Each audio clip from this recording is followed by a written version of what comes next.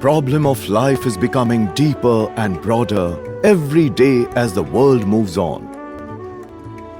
The watchword and the essence have been preached in the days of yore, when the Vedantic truth was first discovered. The solidarity of all life. One atom in this universe cannot move without dragging the whole world along with it. There cannot be any progress without the whole world following in the wake. And it is becoming every day clearer that the solution of any problem can never be attained on racial or national or narrow grounds. Every idea has to become broad till it covers the whole of this world. Every aspiration must go on increasing till it has engulfed the whole of humanity, nay, the whole of life within its scope. This will explain why our country for the last few centuries has not been what she was in the past. We find that one of the causes which led to this degeneration was the narrowing of our view, narrowing the scope of our actions. Two curious nations there have been, sprung of the same race, but placed in different circumstances and environments, working out the problems of life each in its own particular way. I mean the ancient Hindu and the ancient Greek. The Indian Aryan, bounded on the north by the snow caps of the Himalayas, with fresh water rivers like rolling oceans surrounding him in the plains, with eternal forests which to him seemed to be the end of the world, turned his vision inward, and given the natural instinct, the superfine brain of the Aryan, with this sublime scenery surrounding him. The natural result was that he became introspective. The analysis of his own mind was the great theme of the Indo-Aryan. With the Greek, on the other hand, who arrived at a part of the earth which was more beautiful than sublime, the beautiful inlands of the Grecian archipelago, nature all around him generous yet simple. His mind naturally went outside. It wanted to analyze the external world. And as a result, we find that from India have sprung all the analytical sciences, and from Greece all the sciences of generalization. The Hindu mind went on its own direction and produced the most marvelous results.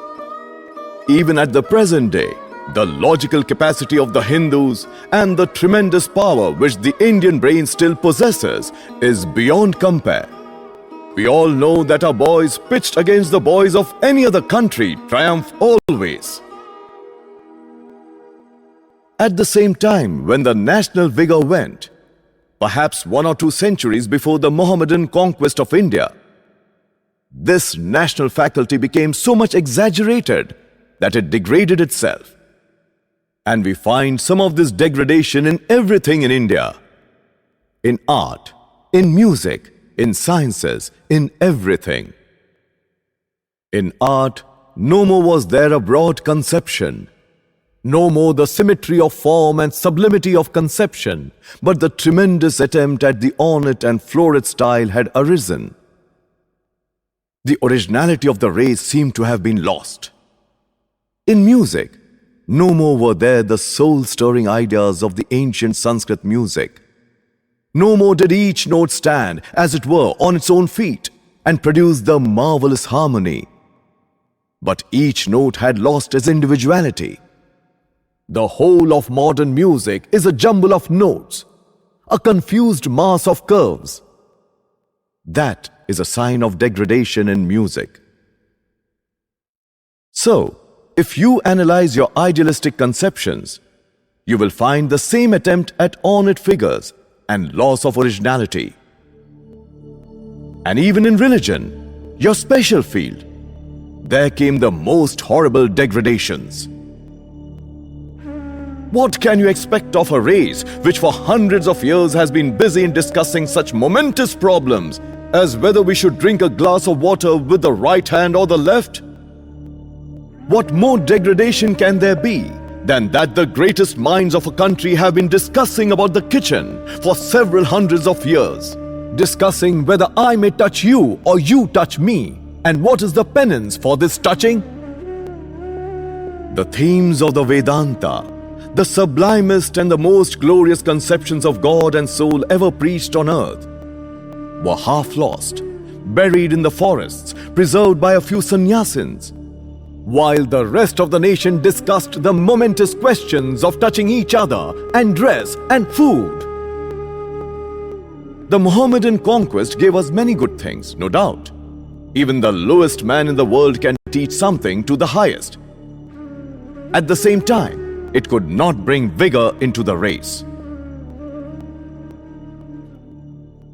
Then, for good or evil, the English conquest of India took place.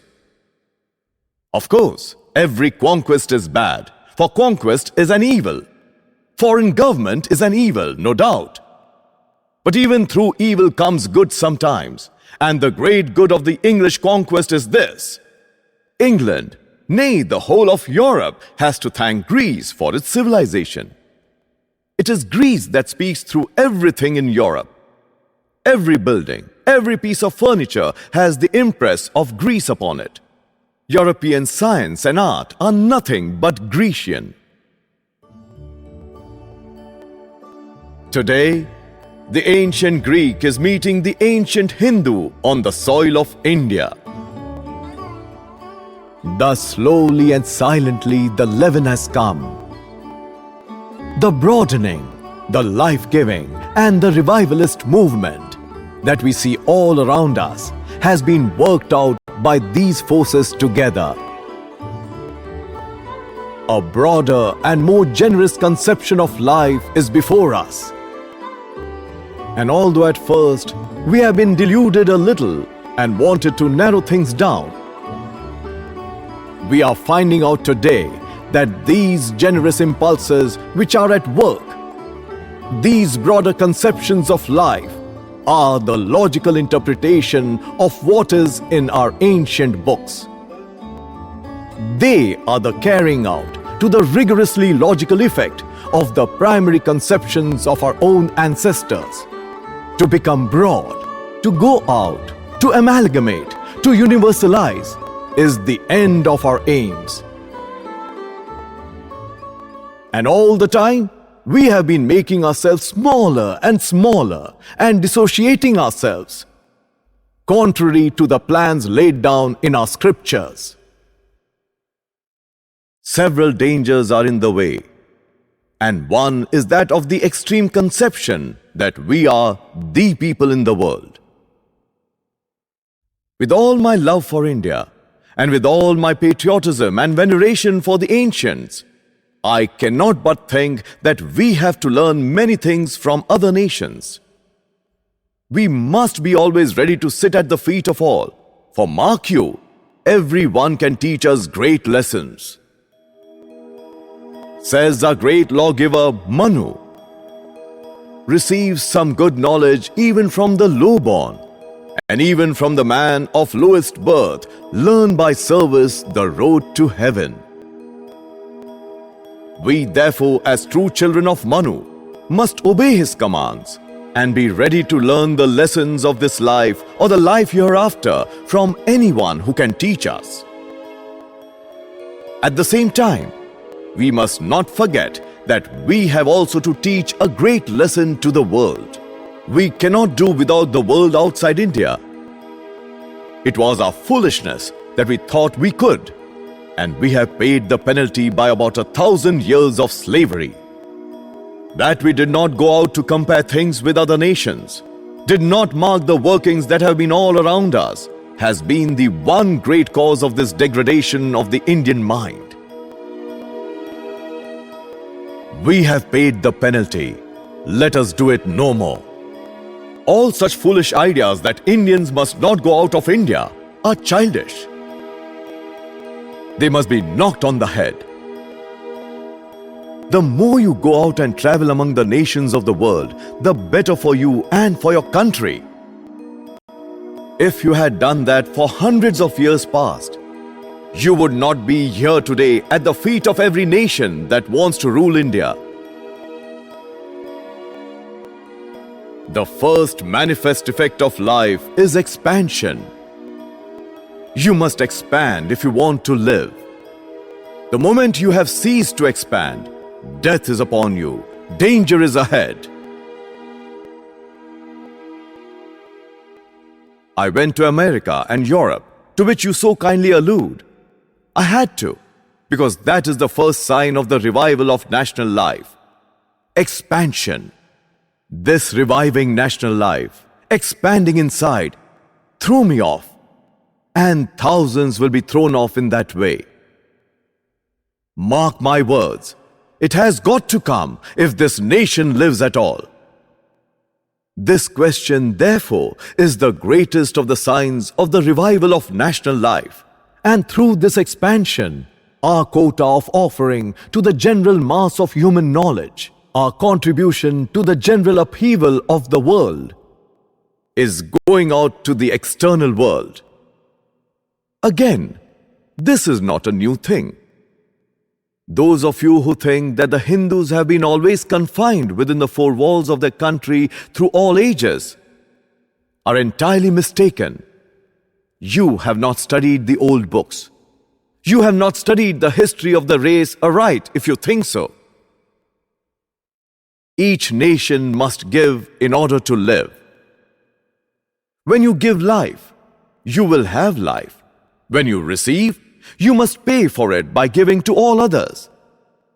And that we have been living for so many thousands of years is a fact that stares us in the face. And the solution that remains is that we have been always giving to the outside world, whatever the ignorant may think. But the gift of India is the gift of religion and philosophy, and wisdom and spirituality. And religion does not want cohorts to march before its path and clear its way. Wisdom and philosophy do not want to be carried on floods of blood. Wisdom and philosophy do not march upon bleeding human bodies, do not march with violence, but come on the wings of peace and love. And that has always been so. Therefore, we had to give. I was asked by a young lady in London, "What have you Hindus done? You have never even conquered a single nation." That is true from the point of view of the Englishman, the brave, the heroic, the Kshatriya. Conquest is the greatest glory that one man can have over another. That is true from his point of view. But from ours, it is quite the opposite. If I ask myself what has been the cause of India's greatness, I answer, because we have never conquered. That is our glory.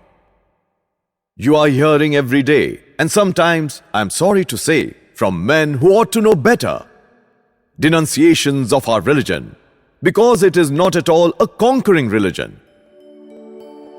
To my mind, that is the argument why our religion is truer than any other religion.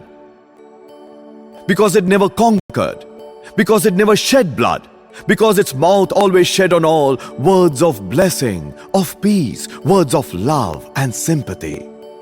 It is here and here alone that the ideals of toleration were first preached. And it is here and here alone that toleration and sympathy have become practical. It is theoretical in every other country. It is here and here alone that the Hindu builds mosques for the Mohammedans and churches for the Christians. So you see, our message has gone out to the world many a time, but slowly, silently, unperceived. It is on a par with everything in India. The one characteristic of Indian thought is its silence, its calmness. At the same time, the tremendous power that is behind it is never expressed by violence. It is always the silent mesmerism of Indian thought. If a foreigner takes up our literature to study, at first it is disgusting to him. There is not the same stir, perhaps the same amount of go that rouses him instantly. Compare the tragedies of Europe with our tragedies. The one is full of action that rouses you for the moment, but when it is over, there comes the reaction, and everything is gone, washed off as it were from your brains. Indian tragedies are like the mesmerist's power, quiet, silent, but as you go on studying them, they fascinate you. You cannot move, you are bound. And whoever has dared to touch our literature has felt the bondage and is there bound forever. Like the gentle dew that falls unseen and unheard, and yet brings into blossom the fairest of roses, has been the contribution of India to the thought of the world. Silent, unperceived, yet omnipotent in its effect. It has revolutionized the thought of the world, yet nobody knows when it did so. It was once remarked to me how difficult it is to ascertain the name of any writer in India. To which I replied, that is the Indian idea. Indian writers are not like modern writers who steal 90% of their ideas from other authors, while only 10% is their own, and they take care to write a preface in which they say, "For these ideas, I am responsible." Those great masterminds producing momentous results in the hearts of mankind were content to write their books without even putting their names and to die quietly, leaving the books to posterity. Who knows the writers of our philosophy? Who knows the writers of our Puranas? They all pass under the generic name of Vyasa and Kapila and so on. They have been true children of Sri Krishna. They have been true followers of the Gita. They practically carried out the great mandate. To work you have the right, but not to the fruits thereof. Thus, India is working upon the world, but one condition is necessary. Thoughts, like merchandise, can only run through channels made by somebody. Roads have to be made before even thought can travel from one place to another. And whenever in the history of the world a great conquering nation has arisen, linking the different parts of the world together, then has poured through these channels the thought of India, and thus entered into the veins of every race. Before even the Buddhists were born, there are evidences accumulating every day that Indian thought penetrated the world. Before Buddhism, Vedanta had penetrated into China, into Persia, and the islands of the Eastern Archipelago. Again, when the mighty mind of the Greek had linked the different parts of the Eastern world together, there came Indian thought. And Christianity, with all its boasted civilization, is but a collection of little bits of Indian thought. Ours is the religion of which Buddhism, with all its greatness, is a rebel child, and of which Christianity is a very patchy imitation. One of these cycles has again arrived. There is the tremendous power of England, which has linked the different parts of the world together. English roads no more are content like Roman roads to run over lands, but they have also ploughed the deep in all directions. From ocean to ocean run the roads of England. Every part of the world has been linked to every other part, and electricity plays a most marvelous part as the new messenger. Under all these circumstances, we find again India reviving and ready to give her own quota to the progress and civilization of the world. And that I have been forced, as it were, by nature, to go over and preach to America and England is the result. Every one of us ought to have seen that the time had arrived. Everything looks propitious. And Indian thought, philosophical and spiritual, must once more go over and conquer the world. The problem before us, therefore, is assuming larger proportions every day.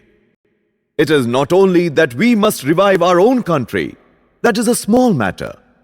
I am an imaginative man, and my idea is the conquest of the whole world by the Hindu race. There have been great conquering races in the world. We also have been great conquerors. The story of our conquest has been described by that noble emperor of India, Ashoka, as the conquest of religion and of spirituality. Once more, the world must be conquered by India. This is the dream of my life, and I wish that each one of you who hear me today will have the same dream in your minds and stop not till you have realized the dream.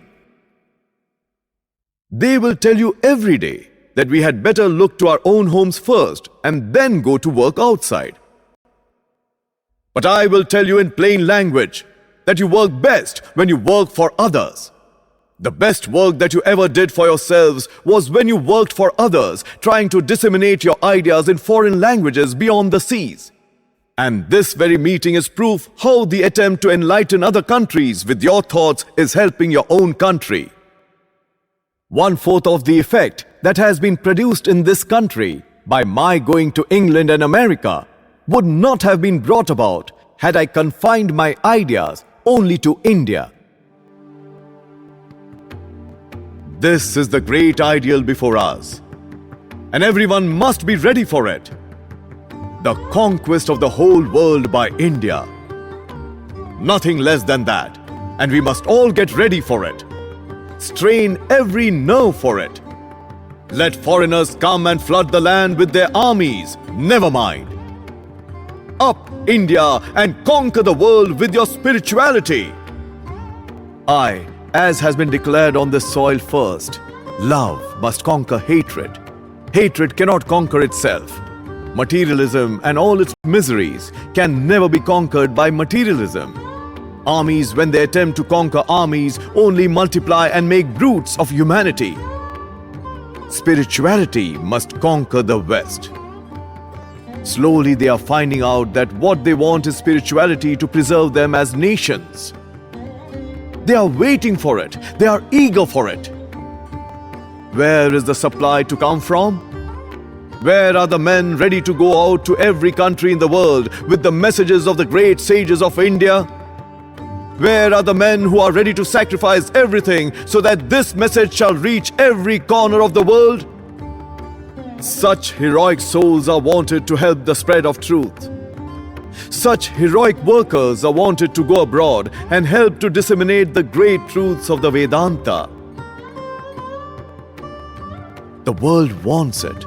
Without it, the world will be destroyed.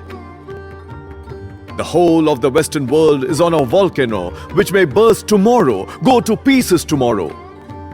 They have searched every corner of the world and have found no respite. They have drunk deep of the cup of pleasure and found it vanity.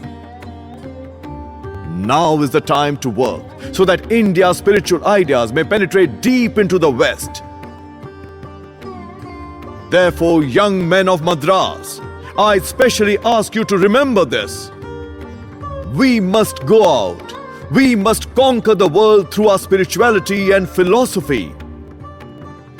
There is no other alternative. We must do it or die. The only condition of national life, of awakened and vigorous national life, is the conquest of the world by Indian thought. At the same time, we must not forget that what I mean by the conquest of the world by spiritual thought is the sending out of the life-giving principles, not the hundreds of superstitions that we have been hugging to our breasts for centuries. These have to be weeded out even on this soil and thrown aside so that they may die forever. These are the causes of the degradation of the race and will lead to softening of the brain. That brain which cannot think high and noble thoughts, which has lost all power of originality, which has lost all vigor. That brain which is always poisoning itself with all sorts of little superstitions, passing under the name of religion. We must beware of. In our sight, here in India, there are several dangers. Of these, the two, Sila and Charybdis, rank materialism and its opposite errant superstition must be avoided. There is the man today who, after drinking the cup of Western wisdom, thinks that he knows everything. He laughs at the ancient sages. All Hindu thought to him is errant trash. Philosophy mere child's prattle, and religion the superstition of the fools. On the other hand, there is the man educated, but a sort of monomaniac, who runs to the other extreme and wants to explain the omen of this and that. He has philosophical and metaphysical, and Lord knows what other puerile explanations for every superstition that belongs to his peculiar race, or his peculiar gods, or his peculiar village. Every little village superstition is to him a mandate of the Vedas, and upon the carrying out of it, according to him, depends the national life. You must beware of this. I would rather see every one of you rank atheists than superstitious fools. For the atheist is alive, and you can make something out of him. But if superstition enters, the brain is gone, the brain is softening, degradation has seized upon the life. Avoid these two. Brave, bold men, these are what we want. What we want is vigor in the blood, strength in the nerves, iron muscles and nerves of steel. Not softening namby-pamby ideas. Avoid all these. Avoid all mystery. There is no mystery in religion. Is there any mystery in the Vedanta, or in the Vedas, or in the Samhitas, or in the Puranas? What secret societies did the sages of yore establish to preach their religion? What sleight of hand tricks are there recorded as used by them to bring their grand truths to humanity? Mystery mongering and superstition are always signs of weakness. These are always signs of degradation and of death. Therefore, beware of them. Be strong and stand on your own feet. Great things are there, most marvelous things. We may call them supernatural things, so far as our ideas of nature go. But not one of these things is a mystery. It was never preached on this soil that the truths of religion were mysteries, or that they were the property of secret societies sitting on the snow caps of the Himalayas. I have been in the Himalayas. You have not been there. It is several hundreds of miles from your homes. I am a sannyasin, and I have been for the last 14 years on my feet. These mysterious societies do not exist anywhere. Do not run after these superstitions. Better for you and for the race that you become rank atheists, because you would have strength. But these are degradation and death. Shame on humanity that strong men should spend their time on these superstitions. Spend all their time in inventing allegories to explain the most rotten superstitions of the world. Be bold. Do not try to explain everything that way. The fact is that we have many superstitions, many bad spots and sores on our body. These have to be excised, cut off and destroyed. But these do not destroy our religion, our national life, our spirituality. Every principle of religion is safe, and the sooner these black spots are purged away, the better the principles will shine, the more gloriously. Stick to them. You hear claims made by every religion as being the universal religion of the world. Let me tell you in the first place that perhaps there never will be such a thing. But if there is a religion which can lay claim to be that, it is only our religion and no other.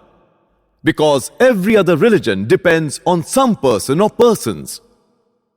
All the other religions have been built round the life of what they think an historical man. And what they think the strength of religion is really the weakness. For disprove the historicity of the man, and the whole fabric tumbles to the ground. Half the lives of these great founders of religions have been broken into pieces, and the other half doubted very seriously. As such, every truth that had its sanction only in their words vanishes into air. But the truths of our religion, although we have persons by the score, do not depend upon them. The glory of Krishna is not that he was Krishna, but that he was the great teacher of Vedanta. If he had not been so, his name would have died out of India in the same way as the name of Buddha has done. Thus our allegiance is to the principles always, and not to the persons. Persons are but the embodiments, the illustrations of the principles. If the principles are there, the persons will come by the thousands and millions. If the principle is safe, persons like Buddha will be born by the hundreds and thousands. But if the principle is lost and forgotten, and the whole of national life tries to cling round a so-called historical person, woe unto that religion, danger unto that religion. Ours is the only religion that does not depend on a person or persons. It is based upon principles. At the same time, there is room for millions of persons. There is ample ground for introducing persons, but each one of them must be an illustration of the principles. We must not forget that. These principles of our religion are all safe, and it should be the life work of every one of us to keep them safe and to keep them free from the accumulating dirt and dust of ages. It is strange that in spite of the degradation that seized upon the race again and again, these principles of the Vedanta were never tarnished. No one, however wicked, ever dared to throw dirt upon them. Our scriptures are the best preserved scriptures in the world. Compared to other books, there have been no interpolations, no text torturing, no destroying of the essence of the thought in them. It is there just as it was at first, directing the human mind towards the ideal, the goal. You find that these texts have been commented upon by different commentators, preached by great teachers, and sects founded upon them. And you find that in these books of the Vedas, there are various apparently contradictory ideas. There are certain texts which are entirely dualistic, others are entirely monistic. The dualistic commentator, knowing no better, wishes to knock the monistic texts on the head. Preachers and priests want to explain them in the dualistic meaning. The monistic commentator serves the dualistic texts in a similar fashion. Now, this is not the fault of the Vedas. It is foolish to attempt to prove that the whole of the Vedas is dualistic. It is equally foolish to attempt to prove that the whole of the Vedas is non-dualistic. They are dualistic and non-dualistic both. We understand them better today in the light of newer ideas. These are but different conceptions leading to the final conclusion that both dualistic and monistic conceptions are necessary for the evolution of the mind, and therefore the Vedas preach them. In mercy to the human race, the Vedas show the various steps to the higher goal. Not that they are contradictory. Vain words used by the Vedas to delude children. They are necessary not only for children, but for many a grown-up man. So long as we have a body, and so long as we are deluded by the idea of our identity with the body, so long as we have 5 senses and see the external world, we must have a personal God. For if we have all these ideas, we must take, as the great Ramanuja has proved, all the ideas about God and nature and the individualized soul. When you take the one, you have to take the whole triangle, We cannot avoid it. Therefore, as long as you see the external world, to avoid a personal God and a personal soul is errant lunacy. But there may be times in the lives of sages when the human mind transcends, as it were, its own limitations. When man goes even beyond nature to the realm of what the Shruti declares, whence words fall back with the mind without reaching it. There the eyes cannot reach, nor speech, nor mind. We cannot say that we know it. We cannot say that we do not know it. There the human soul transcends all limitations. And then alone, flashes into the human soul the conception of monism. I and the whole universe are one. I and Brahman are one. And this conclusion, you will find, has not only been reached through knowledge and philosophy, but parts of it through the power of love.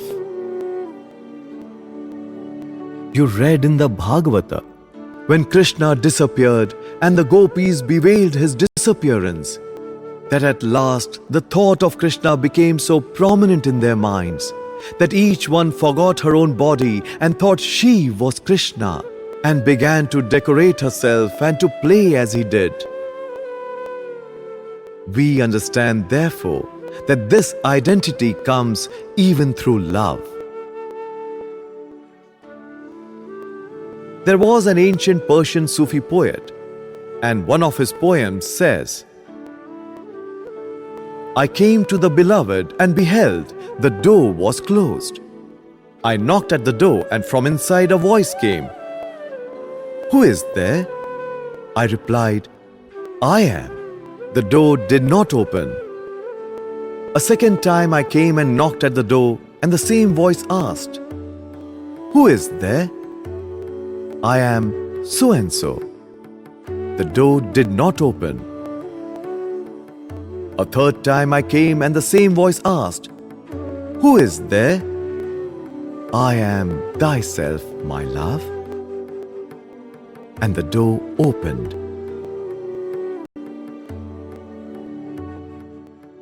There are therefore many stages, and we need not quarrel about them, even if there have been quarrels among the ancient commentators, whom all of us ought to revere. For there is no limitation to knowledge, there is no omniscience exclusively the property of any one in ancient or modern times. If there have been sages and rishis in the past, be sure that there will be many now. If there have been Vyasas and Valmikis and Shankaracharyas in ancient times, why may not each one of you become a Shankaracharya? This is another point of our religion, that you must always remember that in all other scriptures, inspiration is quoted as their authority. But this inspiration is limited to a very few persons, and through them the truth came to the masses, and we have all to obey them. Truth came to Jesus of Nazareth, and we must all obey him. But the truth came to the rishis of India, the mantra-drashtas, the seers of thought, and will come to all rishis in the future. Not to talkers, not to book swallowers, not to scholars, not to philologists, but to seers of thought. The self is not to be reached by too much talking, not even by the highest intellects, not even by the study of the scriptures. The scriptures themselves say so. Do you find in any other scripture such a bold assertion as that?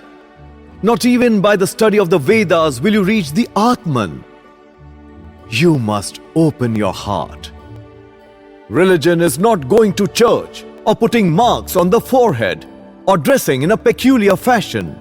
You may paint yourselves in all the colors of the rainbow, but if the heart has not been opened, if you have not realized God, it is all vain. If one has the color of the heart, he does not want any external color. That is the true religious realization. We must not forget that colors and all these things are good so far as they help. So far they are all welcome. But they are apt to degenerate, and instead of helping, they retard.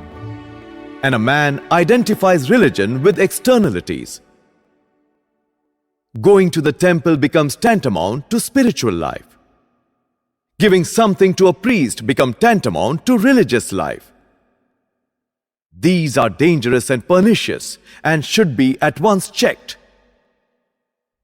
Our scriptures declare again and again that even the knowledge of the external senses is not religion. That is religion which makes us realize the unchangeable one. And that is the religion for everyone. He who realizes transcendental truth, he who realizes the Atman in his own nature, he who comes face to face with God, sees God alone in everything, has become a rishi. And there is no religious life for you until you have become a rishi. Then alone religion begins for you. Now is only the preparation. Then religion dawns upon you. Now you are only undergoing intellectual gymnastics and physical tortures. We must therefore remember that our religion lays down distinctly and clearly that everyone who wants salvation must pass through the stage of rishihood, must become a mantra drashta, must see God. That is salvation. That is the law laid down by our scriptures. Then it becomes easy to look into the scripture with our own eyes, understand the meaning for ourselves, to analyze just what we want, and to understand the truth for ourselves.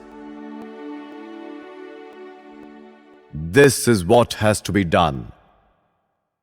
At the same time, we must pay all reverence to the ancient sages for their work.